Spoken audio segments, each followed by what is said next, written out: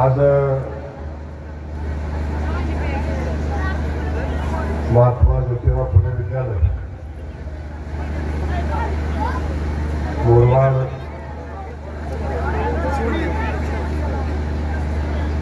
या आदरणीय खंडूजी मोहोळकर यांनी उभे केलेल्या या शिक्षण संस्थेच्या रौप्य महोत्सवाच्या निमित्तानं होत असलेल्या कार्यक्रमासाठी उपस्थित असलेले आणि ज्यांनी आत्ताच आपल्या भावना व्यक्त केल्या ते सोलापूर जिल्ह्याचे भारतीय जनता पार्टीचे अध्यक्ष सन्माननीय चेतनसिंह केदार या कार्यक्रमासाठी ज्या कुटुंबानं मला आग्रहाचं निमंत्रण दिलं ते सन्माननीय वसंतरावजी मोहोळकर नवनाथजी मोहोळकर मुख्याध्यापक आहेत आणि सचिव म्हणून काम करणारे ज्याने आताच आपलं मनोगत व्यक्त केलं हे सगळंच या संस्थेचे सगळे कुटुंबीय या ठिकाणी उपस्थित असलेले सन्माननीय विक्रमदादा शिंदे, सन्माननीय गणेशराव करे पाटील, संजयजी मोहोळकर, गणेशजी चिवटे, संतोषजी राजगुरू, रामभाऊ ढाणे, शशिकांत पवार, बनगर सर, माऊली बनकर, राहुल जाधव, जगदीश अगरवाल आणि या ठिकाणी अनेक सन्माननीय उपस्थित आहेत. वास्तविक पाहता सगळ्यांचंच नाव घेणं या ठिकाणी अपेक्षित आहे. तो या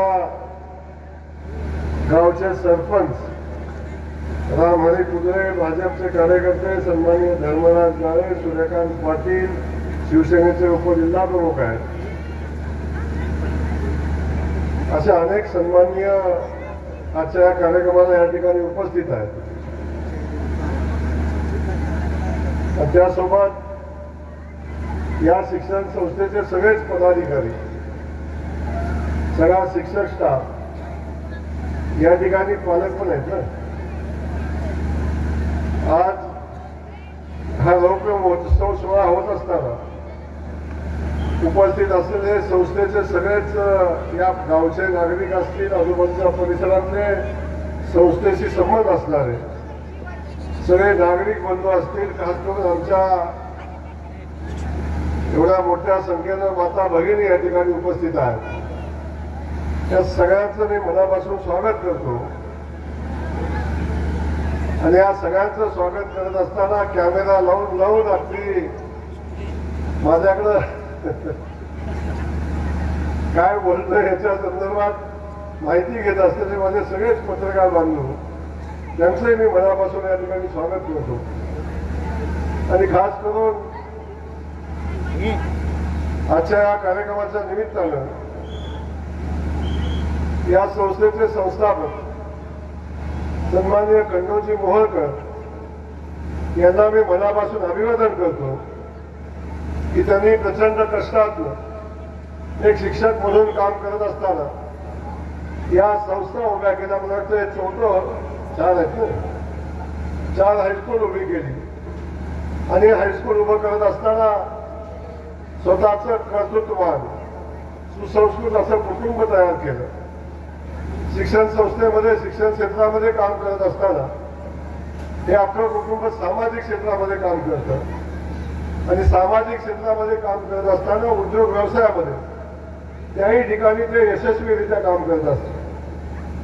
शेती व्यवसाय चांगला आहे, शेतीमध्ये एक्सपोर्टचा व्यवसाय करतात, त्यासोबत इंजिनिअरिंग व्यवसाय तोही खूप चांगल्या पद्धतीने काम करतात.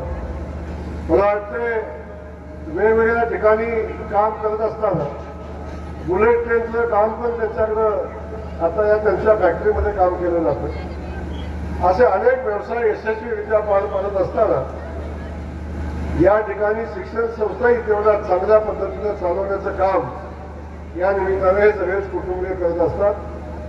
मी आपल्या सगळ्यांना मनापासून धन्यवाद देईन. आपण वडिलांचे आदर्श, वडिलांनी दिलेल्या शिकवणीवर आपण पुढे चाललाय आणि आपल्या या सगळ्या शिक्षण संस्थांचा असेल उद्योग व्यवसायाचा भार आपण यशस्वीपणे पेलताय, तर आपल्याला मनापासून धन्यवाद देईन. मला माहिती आहे, मी आमदार झाल्यावर पाठीमागे एकदा संस्थेच्या कार्यक्रमाला तुम्ही मला आग्रहाचं निमंत्रण दिलं होतं, तेव्हा मला येता आलं नव्हतं. बाकीच्या एकदा कार्यक्रमाला आलतो, पण त्या संस्थेच्या कार्यक्रमाला येता आलं नव्हतं. यावेळी आपण आग्रहाचं निमंत्रण मला या ठिकाणी येण्याचं दिलं. मला सुरुवातीला वाटलं इंदापूर तालुक्यात कार्यक्रम आहे, मी तसंच पकडून चाललो होतो. पण काल कार्यक्रमाची पत्रिका तयार झाली आणि मला करमाळ्याला जायचं म्हणून समजलं. पण करमाळ्याला येताना मला आनंद होतो, इथे आमचे मंगेश गणेशजी बाकी सगळेच माझे सहकारी इथे जोमानं काम करत असतात. या निमित्तानं या भागात येण्याची संधी मिळत असते, म्हणून इथे येताना मला मनापासूनचा आनंद झाला. आज आपल्या सगळ्यांना या ठिकाणी सांगताना मला मनापासून आनंद होतो. या कुटुंबाचं माझं नातं खूप जवळचं आहे आणि अगदी निस्वार्थी आहे. कुठला तरी स्वार्थ असल्यावर अनेक लोक प्रेम करत असतात, पण हे कुटुंब माझ्याकडून आजपर्यंत कसलंही काम करून घेतलं नाही, मला कधी काम सांगितलं नाही.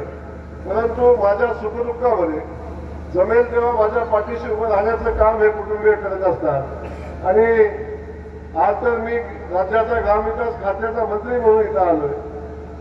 शेवटी आपल्यावर प्रेम करणाऱ्या माणसाला त्यांच्या सामाजिक क्षेत्रामध्ये काम करत असताना, शैक्षणिक क्षेत्रामध्ये काम करत असताना आपण बाकी काही देऊ शकत नाही, पण किमान आपण त्यांच्या पाठीशी जाऊन त्यांनी केलेल्या कामाचं कौतुक करावं म्हणूनच आज या ठिकाणी आलो. याच्यापेक्षा दुसरा कुठलाही उद्देश या ठिकाणी येण्याचा नव्हता. माझ्या जिल्हाध्यक्षांनी पहिलंच सांगितलं की हा राजकीय कार्यक्रम नाही, पण तरी सुद्धा मी भारतीय जनता पक्षाचा कार्यकर्ता आहे. शेवटी माझी भावना साहजिकच आहे. आज मंत्री म्हणून जरी मला बोलवलं तरी मंत्री म्हणून इथं येण्याची संधी मला भारतीय जनता पक्षानं आदरणीय देवेंद्र फडणवीस साहेबांनी दिलेली आहे. त्यामुळं मी आपल्याला मनापासून सांगेन, आज राज्यामध्ये देवेंद्रजींच्या नेतृत्वाखाली खूप चांगलं सरकार काम करतंय. राज्यातल्या प्रत्येक विभागामध्ये, प्रत्येक क्षेत्रामध्ये हा महाराष्ट्र पुढे गेला पाहिजे ही भूमिका घेऊन काम करत असताना आपण सरकार बघतोय. आणि त्या सरकारचा एक घटक म्हणून, भारतीय जनता पक्षाचा एक सहकारी म्हणून मला मंत्रिमंडळामध्ये आज ग्रामविकास खात्याचा मंत्री म्हणून काम करण्याची संधी मिळालेली आहे. याचा मला मनापासूनचा अभिमान आणि आनंदही आहे.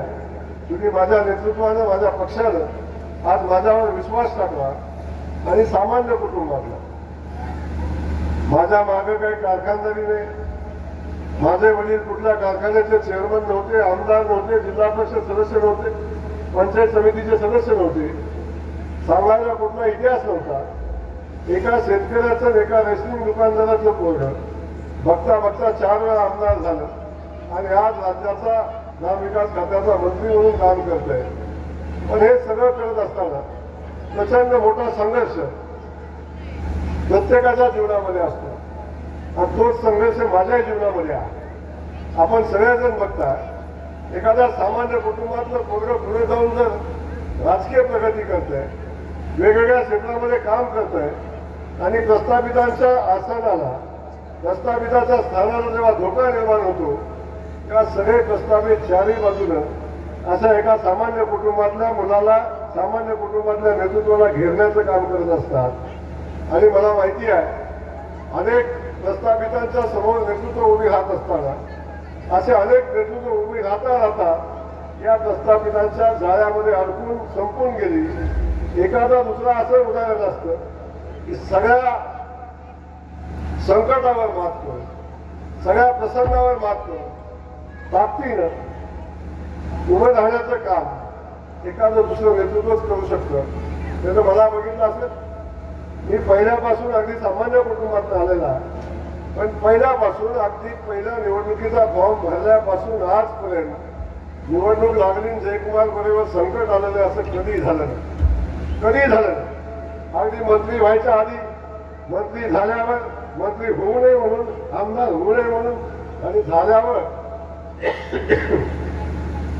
पुन्हा मंत्री राहू नये म्हणून.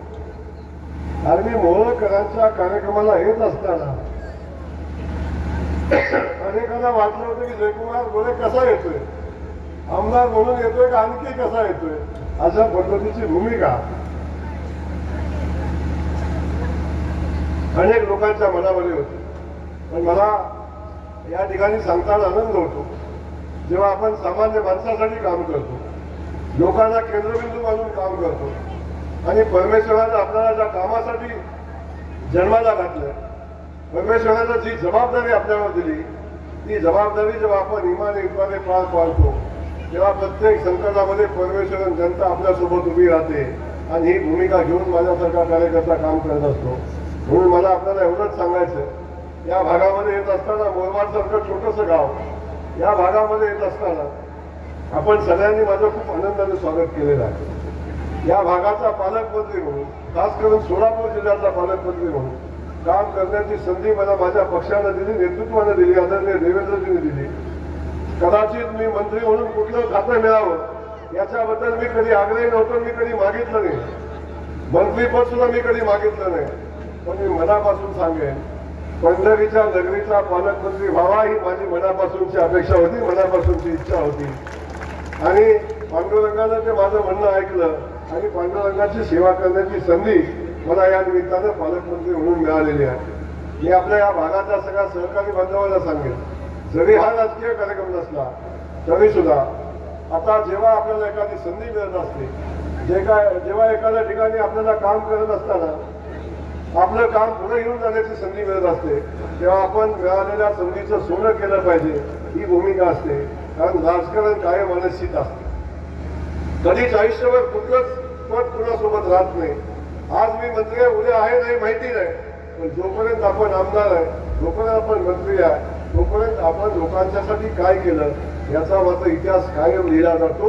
म्हणून मी आपल्याला सांगेन, या भागाचा पालकमंत्री म्हणून काम करत असताना या भागातल्या सामान्य जनतेला न्याय देण्याची भूमिका एक सामान्य कार्यकर्ता म्हणून नक्की घेईन.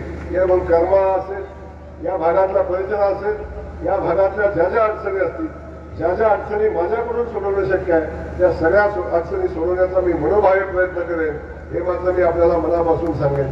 या भागातल्या सगळ्या माझ्या कार्यकर्त्यांना, खास करून मोहोळकर कुटुंबालाही सांगेन, आता हे सगळं आपण पुढे घेऊन चाललोय, पण हे सगळं पुढे घेऊन जात असताना आपल्या पाठीशी आम्ही तर कायमच आहोत. मग आमदार असू नसू, मंत्री असू नसू, पण आपलं नातं हे कुटुंबाचं नातं आहे. हे कुटुंबाचं नातं आपलं कायमचं राहील, याच्यामध्ये कुठली शंका नाही. परंतु आपल्याला माझी विनंती राहील की शेवटी आपण सगळेजण पुढे जात असताना, या राज्याला चांगलं नेतृत्व मिळत असताना आपण सगळ्यांनी मिळून त्या राज्याच्या नेतृत्वाला ताकद दिली पाहिजे. आज देवेंद्रजी सारखा नेता आज राज्याचं काम करतोय आणि त्या नेत्याला पुढे प्रचंड मोठं भविष्य आहे.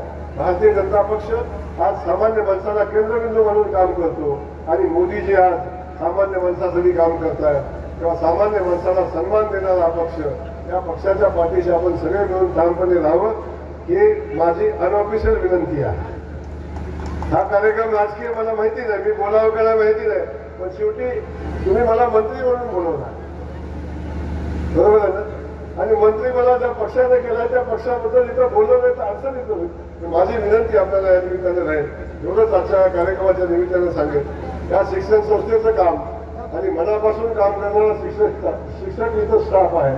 आपल्याला माझं सांगणं एवढंच राहील की आपण सगळे ज्या ज्या क्षेत्रामध्ये काम करतो, शिक्षकांना शैक्षणिक क्षेत्रामध्ये काम केलं पाहिजे. आपल्याला जी जबाबदारी आहे ती उत्तम रीतीने पार पाडली पाहिजे.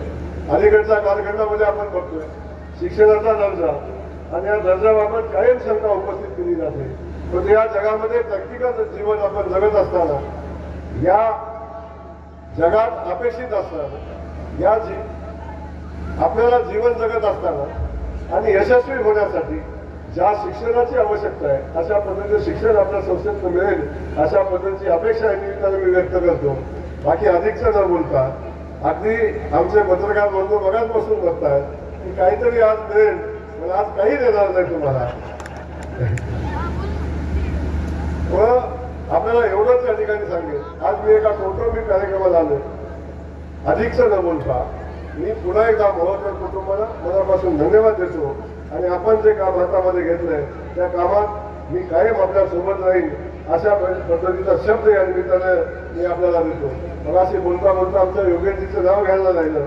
योगेशची सगळ्यांची नावं दिली, तुम्ही तुमचंच दिलेलं आहे, तेव्हा चूक तुमची आहे, माझी नाही. पण आपलंही मनापासून या ठिकाणी स्वागत करतो. मला वाटतं अधिकचं बोलणं इष्ट नाही, कारण हा कार्यक्रम सांस्कृतिक आहे आणि सांस्कृतिक कार्यक्रमामध्ये स्टेज फार वेळ हलवायचं नसतं, त्याच्या खालची माणसं शिव्या द्यायला चालू करतात. खरायकडे पण इकडं थोडं तरी ऐकतात, पण तिकडचा काही संबंधच नसतो आपला. तेव्हा अधिकचं न बोलता या शिक्षण संस्थेला मनापासूनच्या शुभेच्छा देतो आणि आपल्यालाही मनापासून भविष्यासाठी शुभेच्छा देतो आणि थांबतो. जय हिंद, जय महाराष्ट्र. धन्यवाद.